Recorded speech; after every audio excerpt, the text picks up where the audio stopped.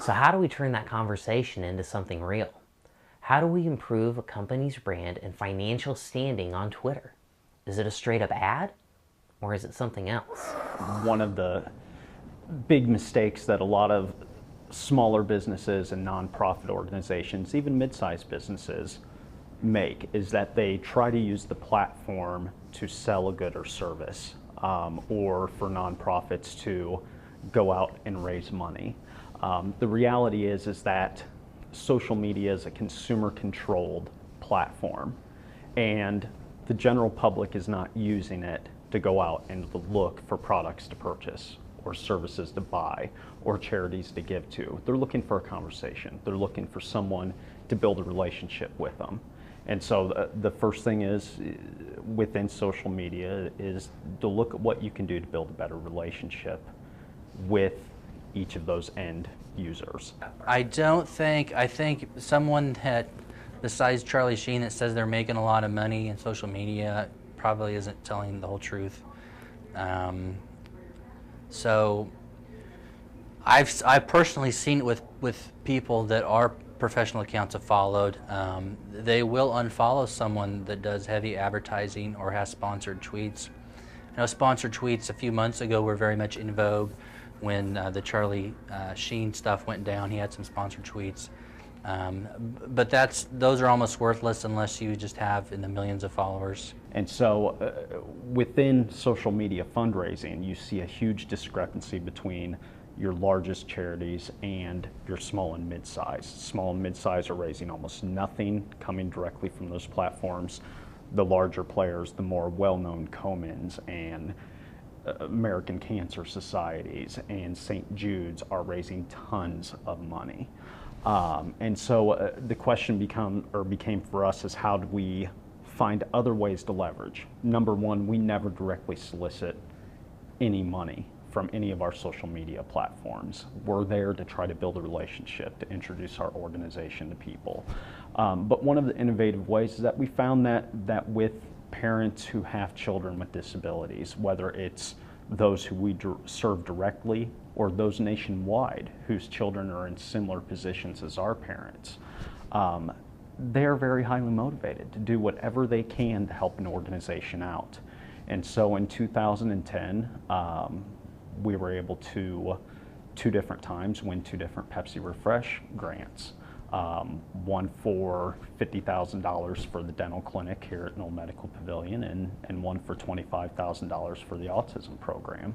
And that was driving anywhere from 7,000 to 12,000 votes a day through the Pepsi Refresh website. We followed it up last year with a new van or new accessible minivan from Toyota, which was convenient for us because it was 1 day of voting. And inside that 1 day, we drove about 5,000 votes and had more than 60% of the nationwide vote. We don't have an advertising budget. I am working on absolutely $0. So we use a lot of our Facebook. We use Twitter a lot. We also use Pinterest, and then we have a blog through Tumblr. Even without a large advertising or marketing budget to meet someone interested in us, say in California, they're able to connect with us and stay up to date and interact with us and find out what's going on here in Sangamon County. So it's a great way to relate with them and do it at a free price range, which is right in my budget. The person at the front desk of this building isn't there to monetize anything per se, but they help the process. Twitter and Facebook isn't necessarily going to fill your brand or company with cash, but since your audience is there talking about you anyway, you have to be there. Someone mans the phone to make a business deal, to portray to the public that we are there listening to them. And it's the same thing in social media. We want people to like our Facebook page, we want people to follow us on Twitter, and people don't want to be sold to all the time. So we use our radio and TV advertising to sell directly, but for Twitter, Facebook, we try to offer helpful tips like why do you want to put nitrogen in your tires? You know, what are some gas-saving tips? So that's what we use it for, to interact with our customers, not to sell them anything. So do I ever expect to get new people coming to our events in Springfield or in Chicago coming from Twitter? No, maybe a few. Do I ever expect to get a large donor from speaking to someone in 140 characters? No, probably not. But when we need someone to go to the State House and to send an email to the governor or to a state legislator, or we need someone to help get the news out about the chance that we have to earn a new Toyota minivan to haul our children with, we have a built-in community there. And so it's better understanding who your followers are, who those people are that are influential, and reaching out to them directly. But when I do retweet, it'll be something very big, or it'll be from another brand or person that needs help. I especially like to do it with nonprofits, like say a nonprofit that maybe the station doesn't have a relationship with across somewhere else in the state. Retweet them. That means a lot to them. Maybe they only have a couple dozen followers. They're really excited about that, and we've made a relationship there. We've extended the olive branch. Maybe it could turn into a future sale, maybe not. Talking about different charities that we're involved in, or different ways that you can help, or come by Green Hyundai this weekend, get a car wash. The money that you donate goes to the Girl Scouts, or we try to do different things like that, because that's what connects with people, is showing that you care about people, not, hey, we have this new Sonata in for only $20,000. People don't care about that. If they want a car, they're going to go to somebody that they like and that they trust. Whether it's a business or a personal account, something like that, they all could be possible volunteers or donors. So you want to know where the line is in terms of being friendly and personable, and still stay professional. Just be a real human being behind your Twitter account. We use it to build relationships with individuals and have them increase their awareness and interest in our organization.